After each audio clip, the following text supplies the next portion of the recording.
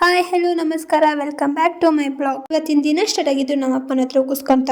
ಬೆಳಿಗ್ಗೆ ಕ್ಲೀನ್ ಮಾಡ್ತಾ ಹುಣ್ಸೆಹಣ್ಣು ಸಿಕ್ತು. ಬೆಳಿಗ್ಗೆ ಎಷ್ಟೊತ್ತಾದ್ರೂ ಇನ್ನು ಬೋನ್ ಓಪನ್ ಮಾಡಿಲ್ಲ ಅಂತ ಸ್ಯಾಮ್ ಬಗ್ಳುತ್ತಾ ಮಾವುಗೆ ಇಲ್ಲಿಂದನೇ ಒಂದ್ ನಮಸ್ಕಾರ ಮಾಡಿದೆ. ಬಿಟ್ಟಿದ್ದು ಓಡೋಬಿಟ್ಟ. ಇನ್ನೊಂದ್ ಜಾಸ್ತಿ ಕಾಡ್ಸುದಲ್ಲ ಅಂತ ಗೊತ್ತಾಯ್ತು, ಅದಕ್ಕೆ ಕೂತ್ಕೊಂಡೆ. ಕಿರಾ ಪವರು ನಮಗಿಲ್ಲ.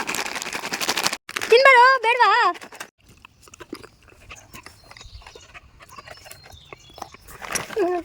ಕಾಯಿ ಅದಕ್ಕೆ ಕವರಿಗೆ ಹಾಕ್ತೀಯಾ?